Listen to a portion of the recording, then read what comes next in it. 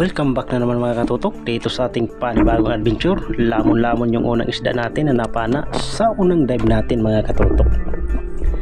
Ayos, malaki na ito mga katutok. Pambenta na agad.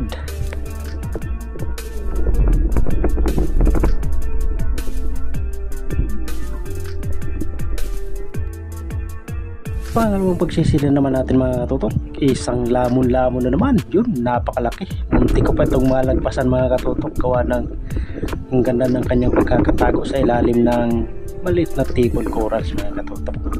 Ayos, mas malaki ito doon sa una nating napana.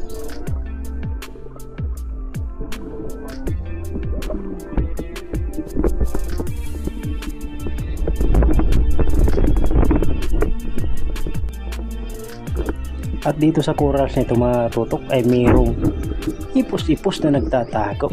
Yun oh.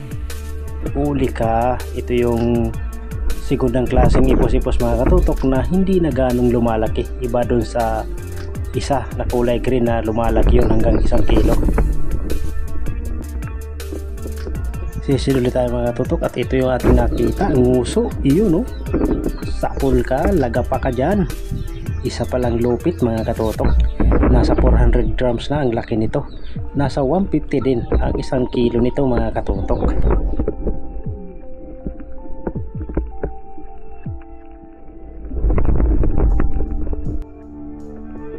At dito meron naman tayong nakitang lupit mga katutok. So buntot lang yung nakita ko kaya inikutan ko dito sa kabila mga katutok. At ayun siya mga katutok oh. Buntot lang talaga yung nakita. Sapul ka. Ayos, nasa 400 grams na rin ito mga katutok. 150 per kilo.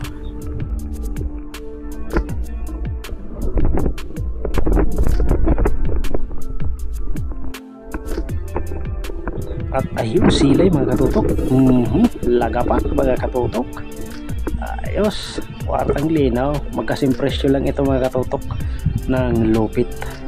150 mga katutok. Ayos na rin.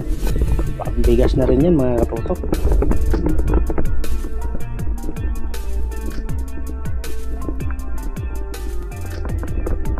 At dito mga katutok ay nakakita ko ng labahita. Napakalaki na sana. Hindi ko na malayan. Tumagos na pala dito sa kabilang butas. Nawala na pala mga katutok.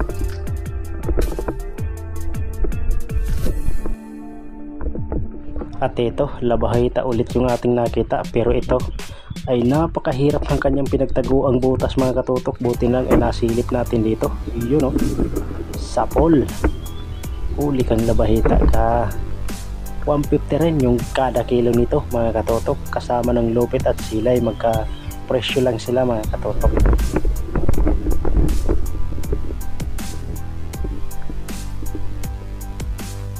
At dito mga katutok ay meron tayong nakitang dalawang talagbago. Yun o, sungkitin natin para ating dubulin. Yun o. Ang problema, nagsialisan, nawala yung isa mga katutok. Panain natin yung isa mga katutok. Lagapak. Ayun pala yung isa. Ayun na, umaripas na. Sayang.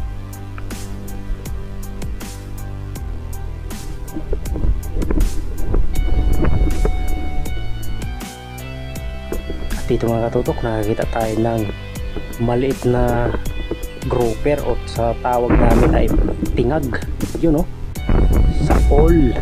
Ang ganitong grouper mga katutok ay umaabot lang ito ng kalahating kilo dito sa amin. Ang kadalasan talagang napapala namin dito kagaya nito ay nasa 400 grams lang ito mga katutok.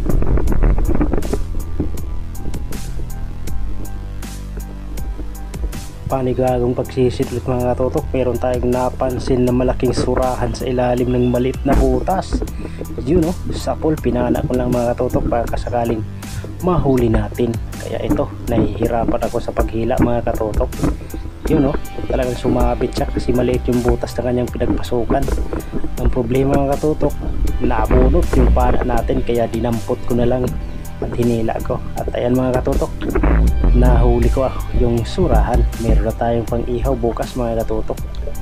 Sarap din sa pang ihaw. Merong kalamansi, toyo at suka. Ay, super sarap.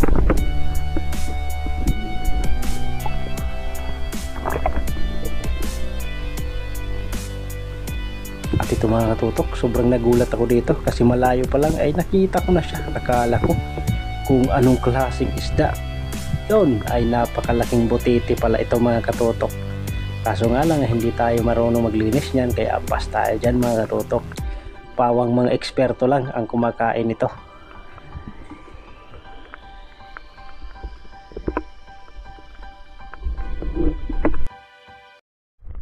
At ito nga mga katutok, gumilid na kami dahil palubog na yung buwan at lumakas na rin yung agos mga katutok.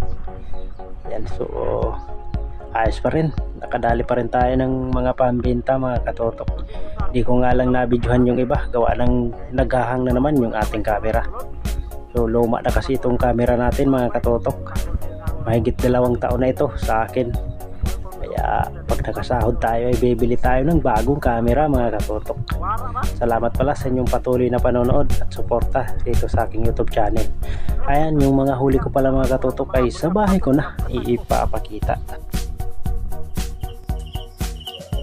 At ayan nga mga katutok, nandito na tayo sa bahay. At ito yung mga naging huli ko sa gabing ito. Yan, malaking blessing pa rin yan mga katutok dahil ang huli natin ay mag-4 na kilo. Kwartang linaw din yan mga katutok. Ibibinta natin dyan yung 3 kilo para meron tayong pambiling bigas mga katutok. At ang mag-1 kilo dyan ay ipapagulam natin. At ayun mga katutok, maraming salamat po sa inyong patuloy na panonood. At kung hindi ka pa nakag-subscribe, mag-subscribe ka na mga katutok. Ayun mga katutok, abangan nyo po ang ating shoutout susunod na po.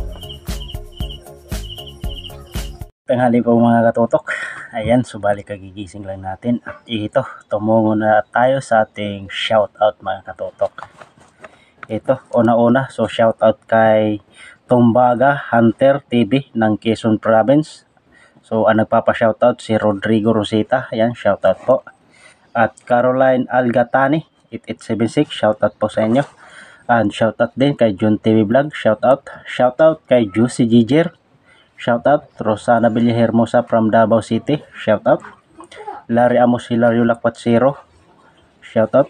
At sa magkapatid na si Rapis Per Fishing and Renan Fishing Adventure, shoutout. June Fishing TV, yan, shoutout. Bisayang Niwang, shoutout. Pain Expert One Life History, shoutout. Kaisda TV, shoutout. So John Lee Mix Vlog, shoutout. Mandragatrin TV, shoutout. Bo Adventure, shoutout po. Noralyn Misa, shoutout. GC Adventure, shoutout. Sagay Adventure, shoutout. Robin Lara, shoutout. At shoutout na rin kay Archie Masamayor, Darling Gabijen, shoutout.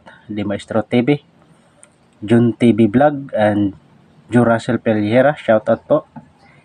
Si Ju Malipot, si Arco, and GR Rosinisio Bailon, sa kanyang asawa na si Kati Bailon, at sa kanyang kapatid na si Jenry Bailon.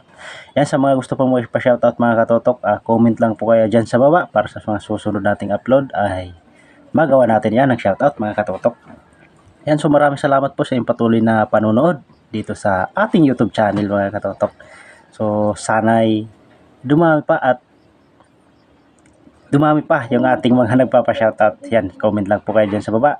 Hanggang sa susunod po mga katotok. Thank you for watching and God bless po sa inyo lahat. Ingat po and bye-bye.